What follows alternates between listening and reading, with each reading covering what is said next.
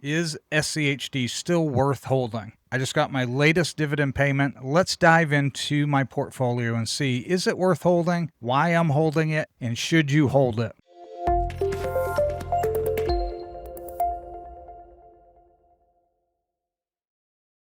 Welcome back to Simply Money. Today we're going to be looking at our quarterly SCHD review, looking at the portfolio, seeing what's in there, how it's been performing, and looking at the dividend payment for June 2025. We're going to continue to look and see, is this worth holding still? Give my opinion of why I hold it, and then you can make your decisions on whether you'll buy it, hold it, sell it, what you're going to do. For me, I have my reasons, and you'll have to determine for yourself if it's a good hold for you, a buy, or whatever the case might be. Again, this isn't financial advice. This is just me sharing for educational purposes. Do your own due diligence. So let's not waste any time. Let's get right into it. I apologize for my appearance. It's 95 out. I've been hiking, walking, working in the yard, but I wanted to get this video done and put out there for you. So here we go. Looking at the chart, you can see, I'm just going to dive right in. June 30th, 2025, the payment dividend announced was 26 cents per share. And see, the payment will be $4,546.17. The stock price is currently sitting at $26.60. That is down still from the high that it had reached last year,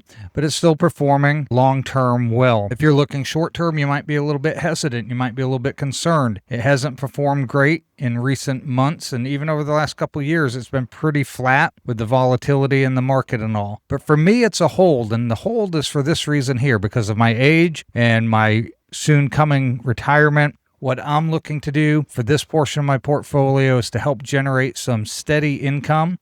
So this payment of almost $4,600 every 3 months is a nice little supplement to get that without having to sell a single share, and knowing that it's also growing this amount over time. We can look back from when this first began in 2017, the payout was $1,400. So it's gone up $3,000 in those 8 years since acquiring this. And the number of stocks from the beginning, this 13,000, you can see how many new shares I buy each quarter based on whatever the dividend amount is. So over the course of these years, we're now gained 4,340 shares. That's an extra $4,340 per year over the last year. If you look at the dividend is $1.04 this past year. It's continuing to grow, but if you look at this past year, it's been $1.04. Because I've gained 4,340 shares, my dividend has increased per year by $4,300. So that's one reason why I like this, because for me, not only am I getting steady income, I'm getting steady income growth. As I begin to use this income to live on, it's going to outpace inflation and continue to grow. This past year, 2024, it had a 12.23% annual dividend growth. It's slowed down a little bit. Obviously, in 2023, it was a little bit slower, but still a positive growth. The year before, it was almost 14%. So it fluctuates, but it's averaged 10%, give or take, over the last 10 years. So that's a great dividend growth rate. Will it continue doing that? I don't know. I'll make my decisions down the road as things unfold. But it's got a nice diversification for me, both in having over 100 stocks, so 100 different companies are held in this, and sector-wise, it's very diversified with not a single sector holding too much weight. So it may not perform spectacular sometimes, but it's downdraw, its bear markets, its recessions aren't as strong, and it doesn't dip as far, so that gives that sense of stability for those who like that type of thing. Dividend payment for this quarter was 26 cents. If you look at June of 2024, a year before, it was 27 cents, but they had a big jump that year, again, that 12%, and we're not done the year yet, so we'll have to see. March to March, we have 20 cents versus 24 cents. June was 27 down to 26, so it dropped a little bit, but we're still year over year. For the first 2 quarters, we're growth oriented here. We're still seeing the dividend growing. We still have the September and December payments for 2025 to see how it does for the entire year, what kind of annual growth rate it will have. But because I've been reinvesting these dividend payments, so this dividend payment will come out, go right back into my account, and it will buy another almost 171 shares, which is $171 more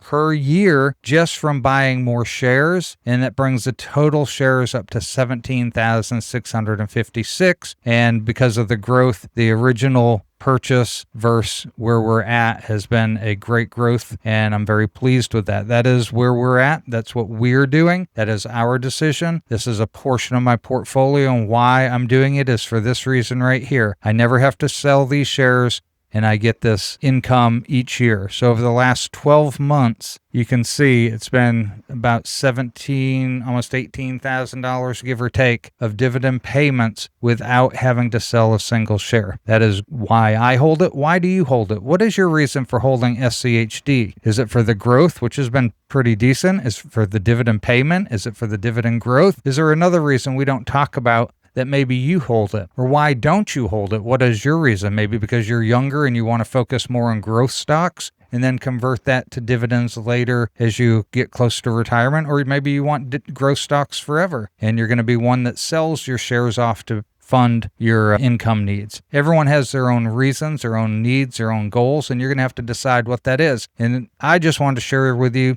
that this dividend payment for June 2025 is 26 cents per share. I'm excited about it. I'm happy with it. Some people are upset because it's lower than last June, but we've seen that before. It's happened where one quarter versus prior year's quarter is lower, but year over year, they've had growth. Let's review that real quick. We already did 2023. 2022 was almost 11%. Look at this. 2020, we had almost 17.5% there. Had 7%. I'm rounding up some here. So since we've been doing this, we've seen year over year annual growth of the dividend. The two worst years were 7% and 3.7%. But we also had almost a 20% here and almost 18%.